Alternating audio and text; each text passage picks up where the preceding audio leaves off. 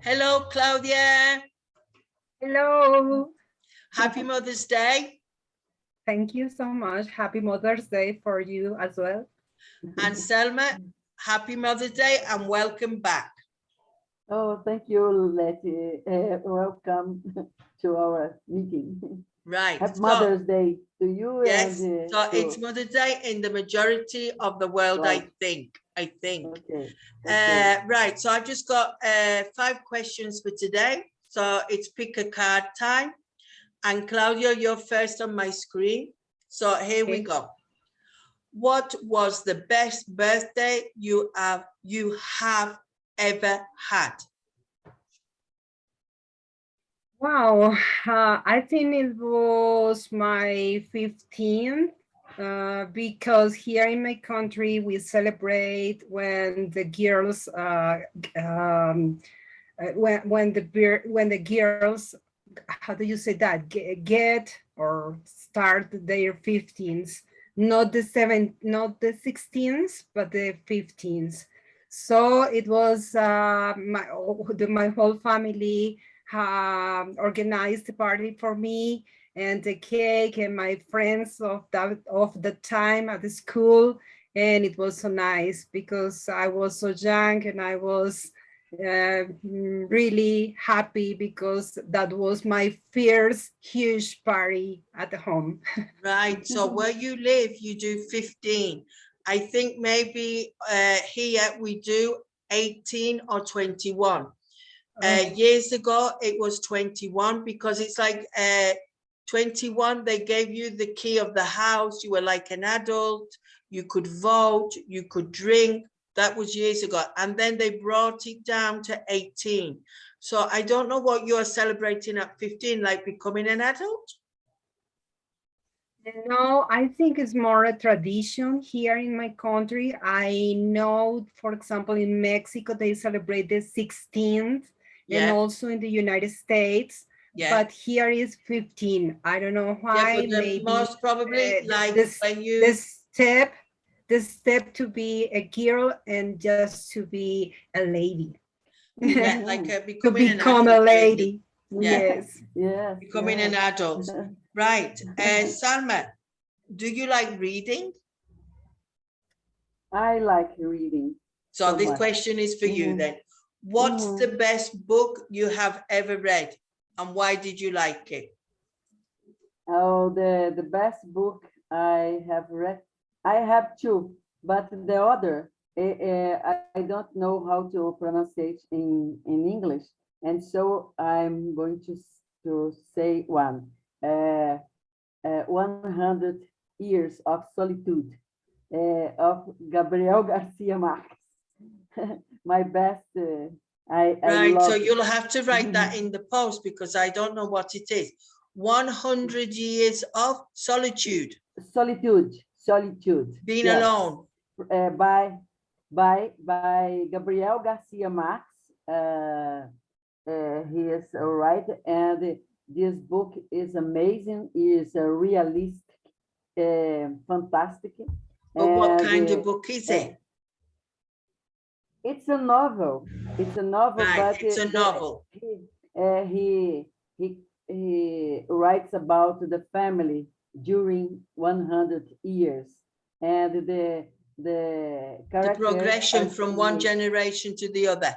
But the generations have the same name, and so it's very confused. You have to make a family tree. A family tree to follow at the second time, because the first time you don't know, and the second time you read again, you make up. Oh my God, it's fantastic. No good for me because I'm not very good with names, so I would get so confused. But I send you the tree of the family. No, but sometimes this is why I need to read a book quickly, because I get so frustrated because I think, oh my God, who was that? What was the name? What is the relationship? No? So I read a book in 2 or 3 days to finish it, and then I don't get confused. It's just something that I have a problem with.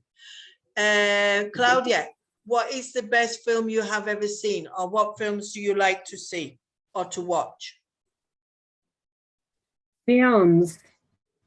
Um, I would like to answer the opposite in the opposite way, because one film that I was very impressed was Forever Alice.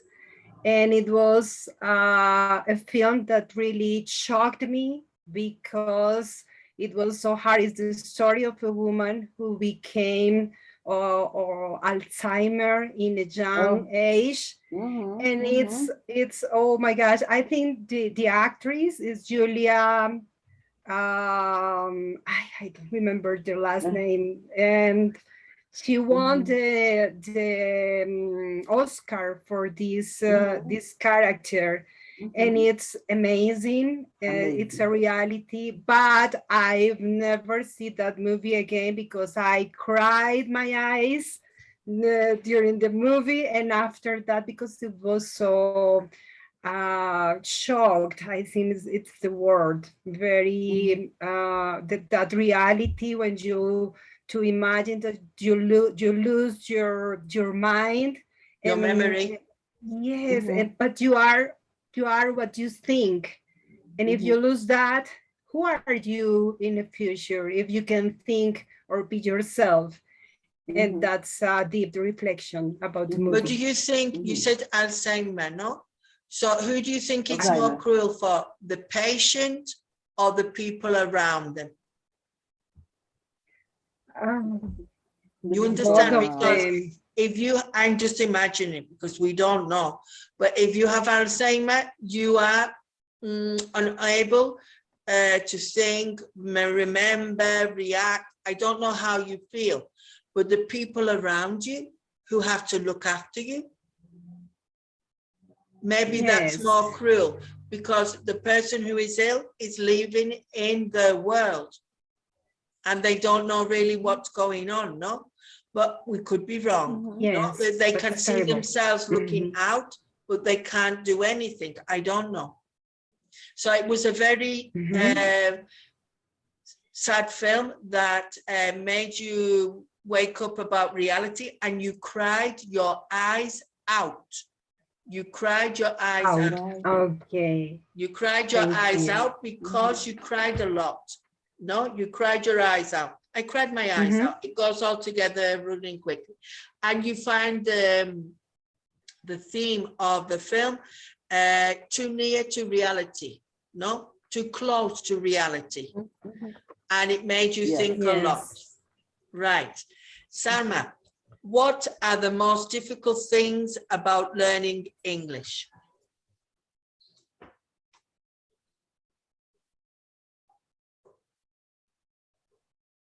I think the most difficult thing is to cope with our anxiety to learn first fast.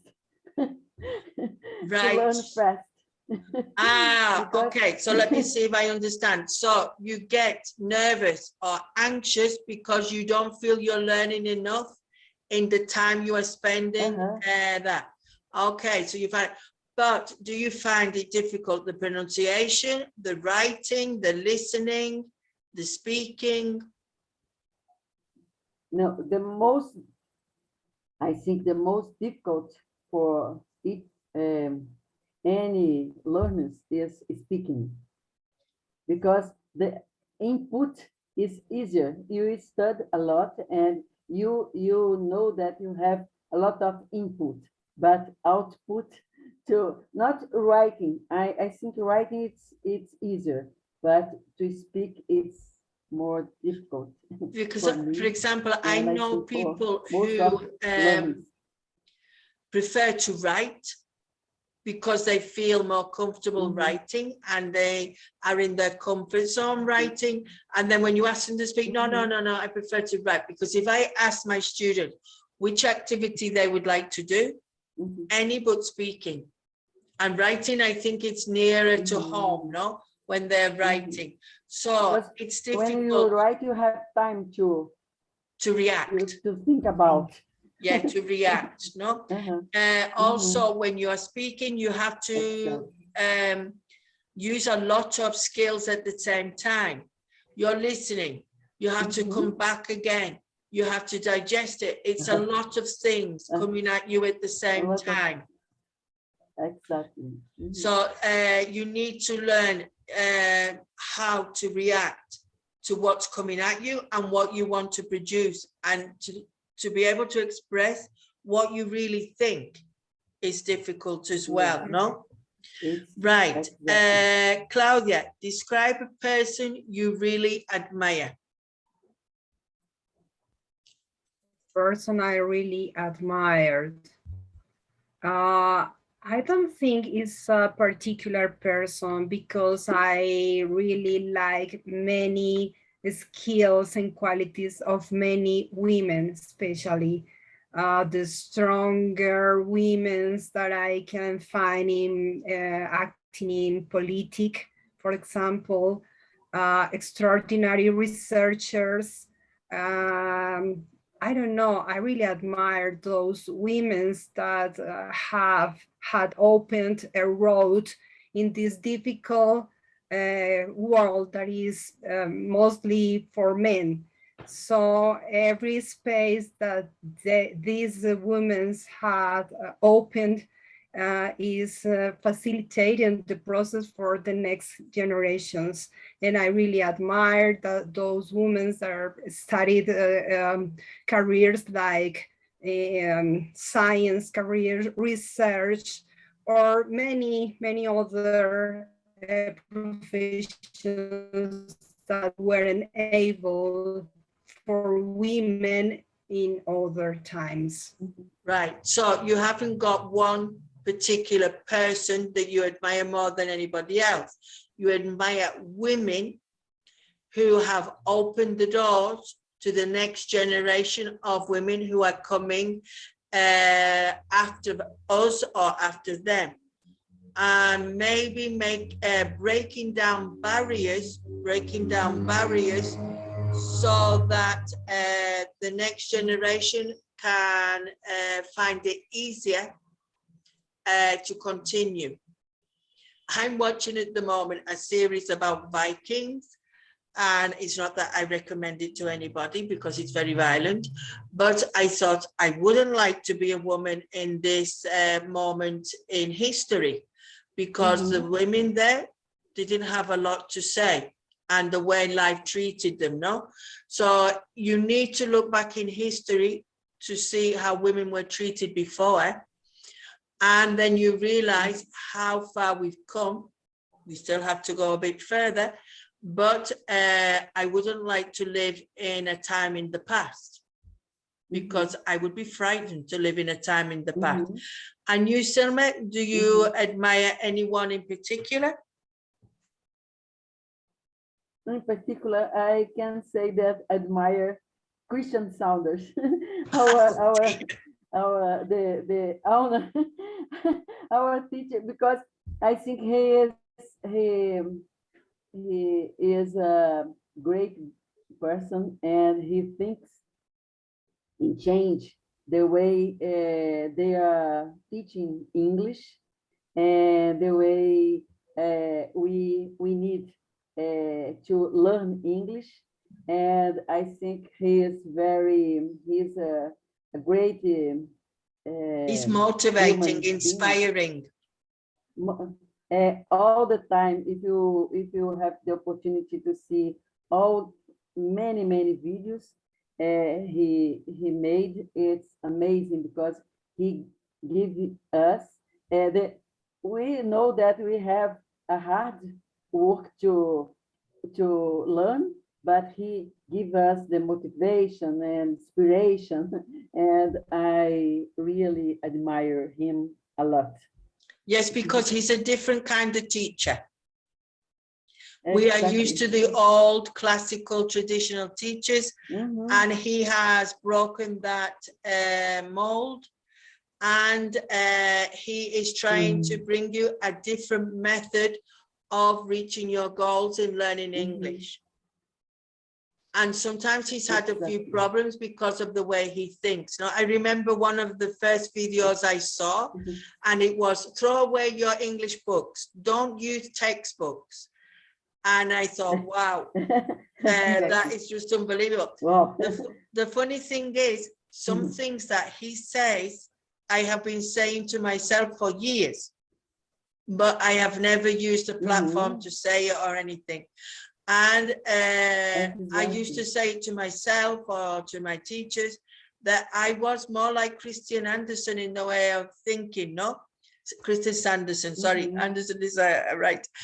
Christian, I think more like him, not in everything, but the majority of things that Mhm. grammar you shouldn't be so worried about.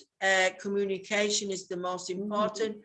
And Mhm. what surprised me was the grammar books can be incorrect.